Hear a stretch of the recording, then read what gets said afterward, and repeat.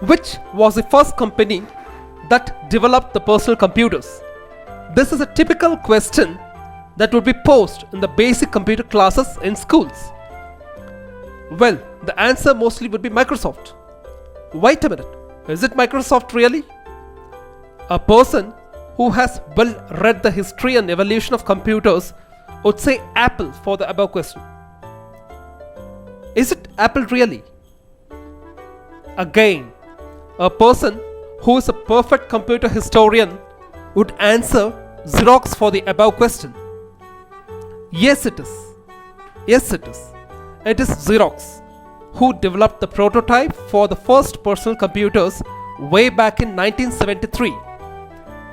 In spite of a mind-blowing invention, Xerox lost its position in all the verticals and also failed to be recognized as the world's first PC makers. Let us case study the downfall of Xerox. Welcome to the podcast-Anthology of Corporate Failures. A short history of Xerox. Xerox was founded in the year 1906 in New York as a haloid photographic company which specialized in the manufacturing of photographic paper and equipment. Xerox, actually a printer company, is one of the great companies known for their inventions. In fact, Xerox PARC stands for Palo Alto Research Center. Xerox PARC is known for many futuristic inventions way back in 1970s like laser printing, Ethernet, personal computer, graphical user interface, electronic paper, and so on. Xerox manufactures and sells a wide variety of office equipment including scanners, printers, and multifunction system that scan, print, copy, email, and fax.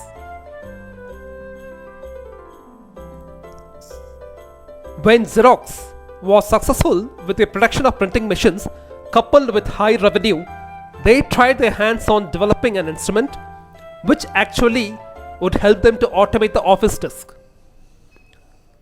Here's where the quest for personal computers actually started.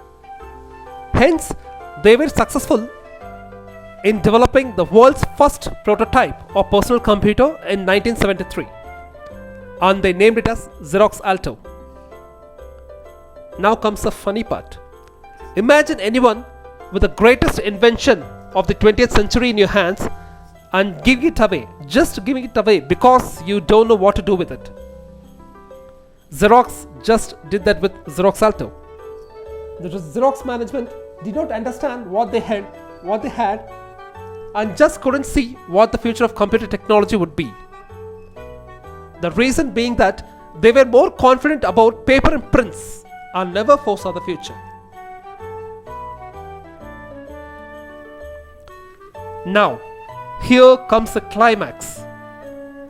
Once, during a technological demonstration to the officials from Apple Corporation in Xerox Development Center, headed by none other than Steve Jobs, the technology of personal computer, Xerox Alto, was transferred to Apple Corporation in return for some market shares.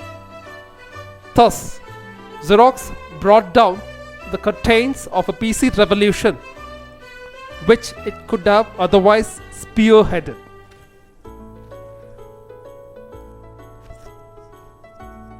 Now, let us case study the downfall of Xerox. Reason number 1.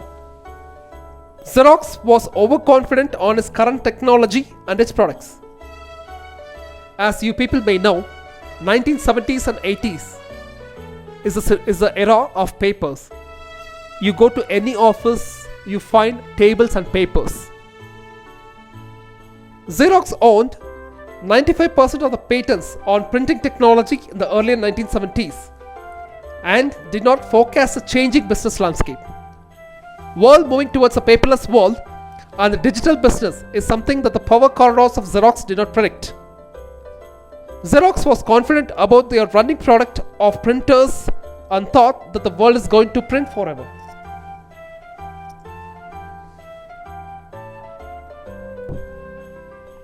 Reason number 2. Xerox had no vision for their new inventions. Repeating it. Xerox had no vision for the new inventions. Xerox basically invented many components for the purpose of digital communication. The PC, mouse, graphical user interface, Ethernet, etc.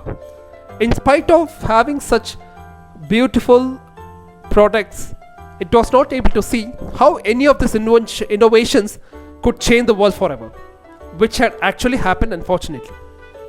See, the cost of developing the digital technologies is really expensive than to make a photocopier.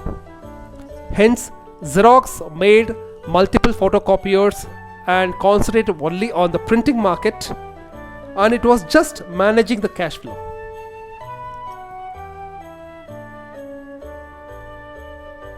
Reason number 3. Xerox had a senior management with no strategic initiatives. Repeating it. Xerox had a senior management with no strategic initiatives.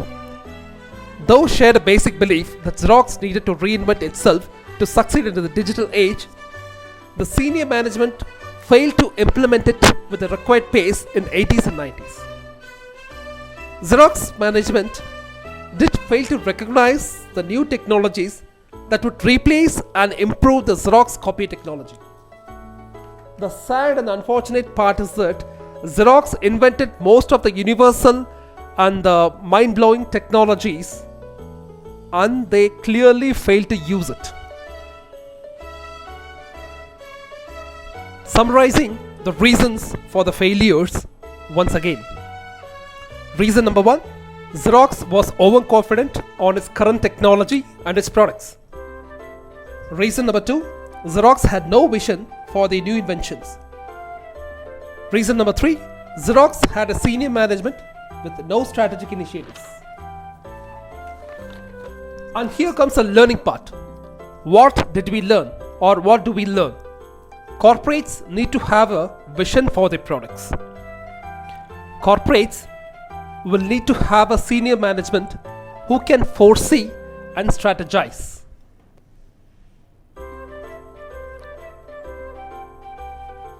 At last, thanks for your time, your patience, and listening.